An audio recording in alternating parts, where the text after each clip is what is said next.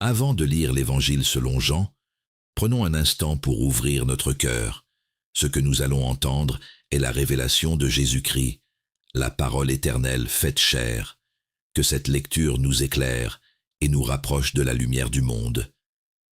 Jean chapitre 1, nous allons faire une lecture continue de cet Évangile de Jean. Au nom de Jésus, au commencement était la parole, et la parole était avec Dieu, et la parole était Dieu.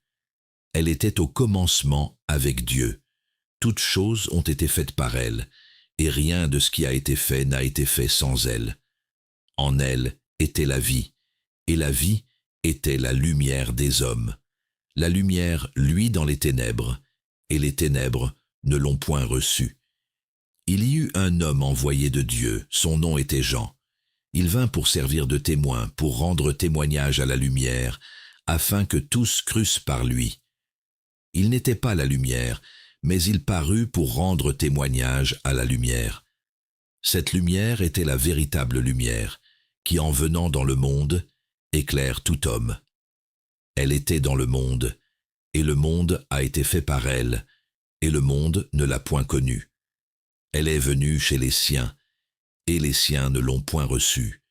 Mais à tous ceux qui l'ont reçue, à ceux qui croient en son nom, elle a donné le pouvoir de devenir enfants de Dieu, lesquels sont nés, non du sang, ni de la volonté de la chair, ni de la volonté de l'homme, mais de Dieu. Et la parole a été faite chair, et elle a habité parmi nous, pleine de grâce et de vérité, et nous avons contemplé sa gloire, une gloire comme la gloire du Fils unique venu du Père.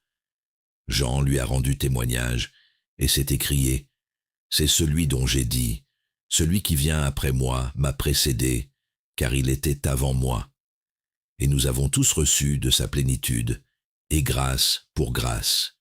Car la loi a été donnée par Moïse, la grâce et la vérité sont venues par Jésus-Christ. Personne n'a jamais vu Dieu. Le Fils unique, qui est dans le sein du Père, est celui qui l'a fait connaître. Voici le témoignage de Jean, lorsque les Juifs envoyèrent de Jérusalem des sacrificateurs et des Lévites pour lui demander « Toi, qui es-tu » Il déclara, et ne le nia point, il déclara qu'il n'était pas le Christ.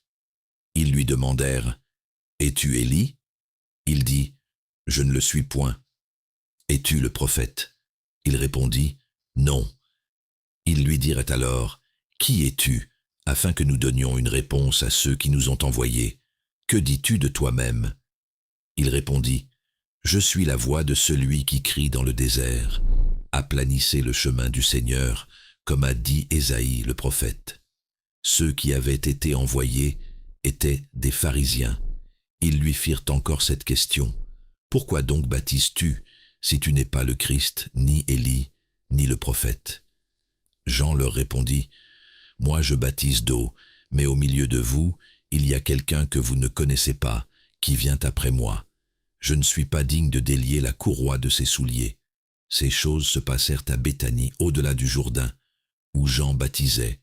Le lendemain, il vit Jésus venant à lui, et il dit, « Voici l'agneau de Dieu, qui ôte le péché du monde.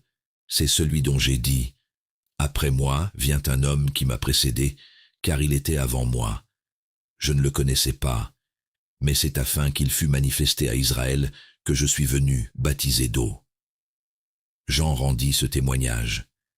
J'ai vu l'Esprit descendre du ciel comme une colombe et s'arrêter sur lui. Je ne le connaissais pas, mais celui qui m'a envoyé baptiser d'eau m'a dit, « Celui sur qui tu verras l'Esprit descendre et s'arrêter, c'est celui qui baptise du Saint-Esprit. » Et j'ai vu et j'ai rendu témoignage qu'il est le Fils de Dieu. Le lendemain, Jean était encore là, avec 2 de ses disciples. Ayant regardé Jésus qui passait, il dit, « Voilà l'agneau de Dieu. » Les 2 disciples l'entendirent prononcer ces paroles, et ils suivirent Jésus.